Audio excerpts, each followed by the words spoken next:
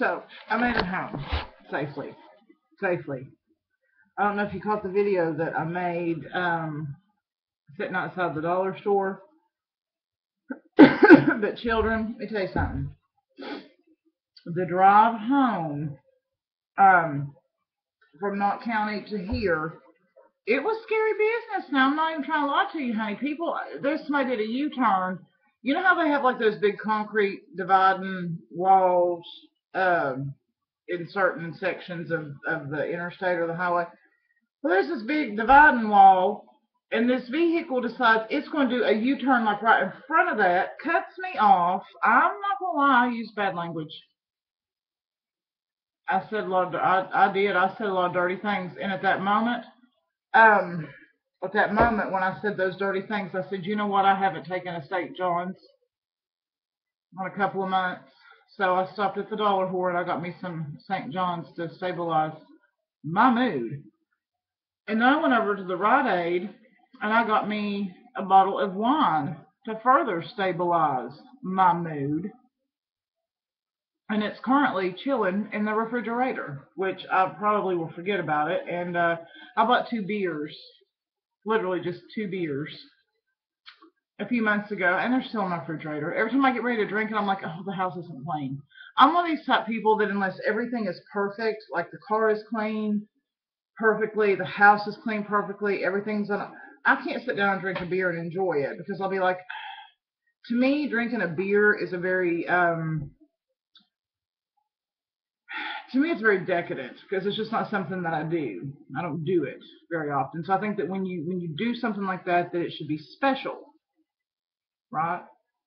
So, yeah, to having the car, the house, having everything all done at one time, it's just real hard for me to do. So the beer still sits there. So I got home, made it safely, ditched my plans to go to Ashland, which I really did kind of want to do, but you know, it's hot. And I don't know about the rest of y'all, but I'm a fragile petal. I mean, I don't mind to be outside and be hot if that's part of the plan. You know what I mean? If we're going boating, or if we're going on an outdoor activity, or if we're going on something that's going to require me to be outside where I know that I'm going to get hot and yada, yada, yada, then you know what? I can plan ahead for that and be okay with it. But just trying to go to the grocery store and getting all hot, that's like this morning. I woke up at work like at 8 o'clock, which normally I get off at 8, and had to go over and wash the ambulance, get it cleaned out. And normally I just would have gone and, you know, thrown all my stuff together and got in the car and left. But I was like, I'm going to take me a shower. I gotta take me a shower and get cleaned up so I feel better. I'm a fan of bathing. I'm a frequent showerer. And I find it to be quite lovely and refreshing. So I get home and I notice there's one of them tables. You know, I'm talking about them yard selling tables in front of the apartmente. They've had a yard sale. So you know what I did? Which I just had my lunch off of it, which we'll talk about that here in a minute. It was very good, by the way. She had some Fiesta plates. The spaghetti didn't come with it. I had to add the spaghetti. Anyway, so she had these smaller square, I love square plates. So she had these, and she had the teeny tiny plates. So I got some of them too. And because the thing that I love about Fiesta ware is that none of it matches. You know what I mean? And like you get the utensils, and they've got all the different colors on them. So, and John Vanover had said something earlier about me drinking out of a mason jar, which at home I use the blue ones. I've got blue mason jars. Honey, when you live in Kentucky, you're supposed to drink out of a mason jar. It's kind of an unspoken rule. You drink from it tastes better. I'm telling you what. I will put a mason jar up against any glass you own, and I promise you faithfully that whatever you put in this mason jar, it's going to taste better. It just is. It just will. It's kind of how soda pop tastes better in a glass bottle than it does in a plastic bottle. Same principle. Let's see, what else? Oh, I got a really cool sign to hang up, a little country primitive sign to hang up. I might do that later. What else did I do? What else did I get? It's pretty much it. I didn't really. I was gonna go to the store and cook and stuff, but I thought, you know what? I bought Raisin Bran. Raisin. Okay, I'm not a big. I love cereal. I love cereal, but I don't think to buy it all the time. And the other day I was craving me some Raisin Bran. I used to love that stuff. So I bought me a big box of it on Tuesday or Wednesday, whatever day I went to the store. And so I was like, I got Raisin Bran at home. I don't need to go to the store. And then I had made spaghetti last night. Well, let me tell you about my spaghetti. May May and I had not cooked anything yesterday. We hadn't eaten anything substantial. You know, we had some popcorns that I'd made on the stove, and we constantly love the shelled peanuts.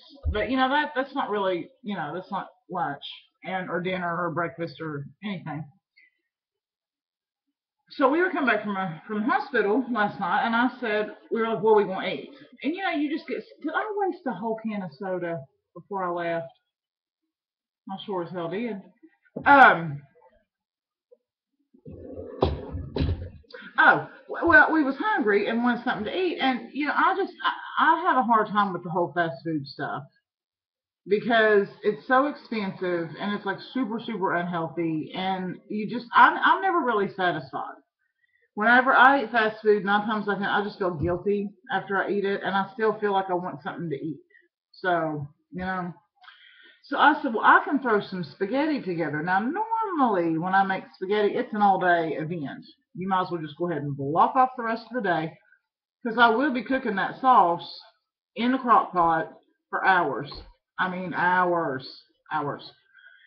And it's this big involved 10,000 ingredients, and I mean that's just I love to cook, and cooking for me is very cathartic, and that's part of it, and that's why I do it, and yada yada yada. But I was hungry last night, and so was she. So I said I can throw together a really quick spaghetti. So we stopped at the Piggly Wiggly, and all I got a package of ground meat. I got a jar of just jarred spaghetti sauce. I know, blasphemy. I got a thing of grated cheese and a box of noodles, and that was it. I had a half an onion back at the station, so I diced that really, really fine. Sauteed that in some olive oil. I had some minced garlic. I threw that in there. Threw the ground meat in there. Browned it up real good. Threw the sauce on top of it.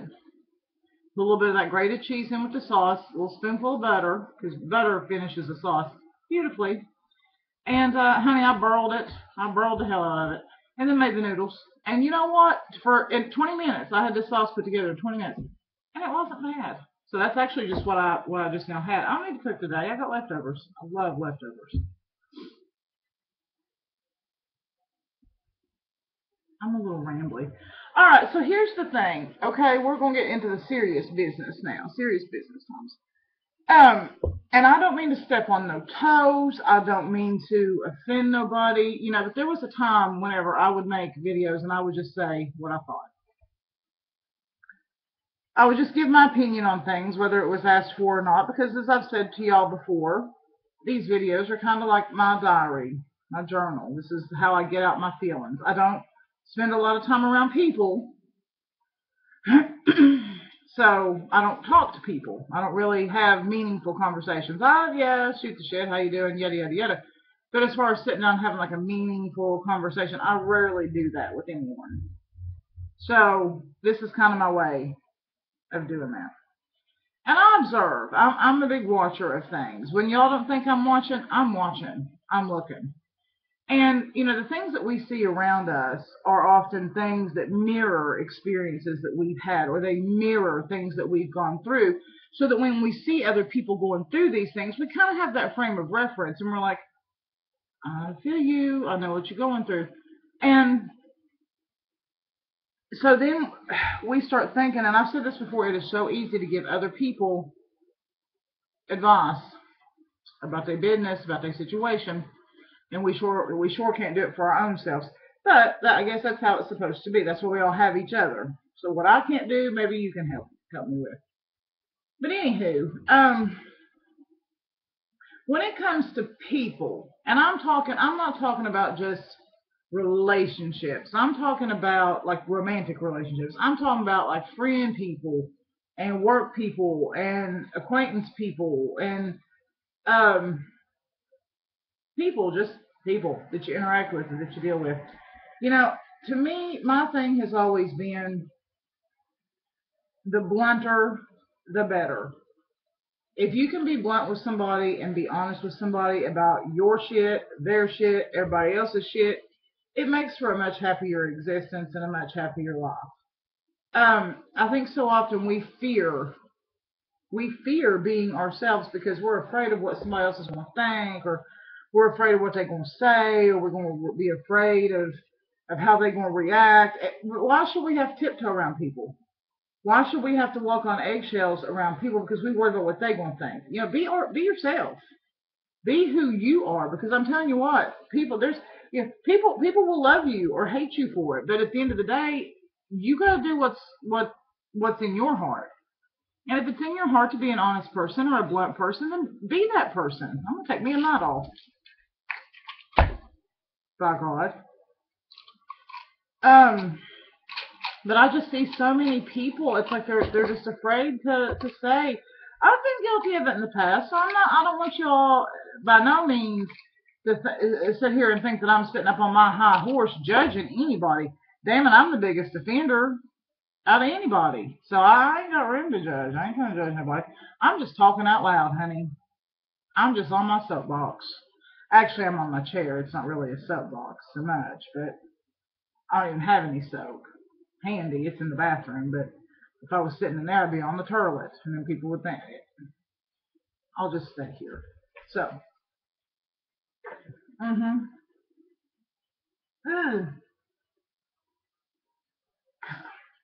And just so you know, pink pamperins, way better than my doll. I'll just call everything my doll, but it's actually pamperins, and they're actually better. Anywho, okay, so talking about people and folks and their business and their this, that, and the other. Now, when it comes to relationships, and I have seen this a lot in the past 2 weeks with guys and girls, straight couples and gay couples. Um, so it's one of them deals that it affects, it affects everybody. I've been through it myself too. We all have. I don't think there is a one of us that has not been in this particular place or situation before and left with the feelings of stuff. Um, when you're in a relationship and you're not happy, or you feel that you're not getting what you need from that relationship, it is perfectly acceptable for you to say that. And it is perfectly acceptable for you to put down your fear and be fearless in saying that. I think so often we're so afraid of losing that person. We're afraid of what we're going to lose. So we kind of water ourselves down, and we kind of allow things to go on that if we were feeling strong enough that there's no way in hell we would allow to go on. Do you know what I'm saying? I had this really cool quote, and it just kind of went in my head and right back out. Maybe it'll come back to me. I hope it does. Um, you shouldn't have to water yourself down, and you shouldn't have to beg somebody to hear you. And if you're not happy, and you certainly shouldn't have to walk on eggshells for anyone. We get so caught up in this fear. Why and why? Why? What are you afraid? If you're not happy, what are you afraid of losing? You're not happy anyway. So it's not like, okay, put it to you like this. All right, let's say that somebody gives you one of them big giant suckers.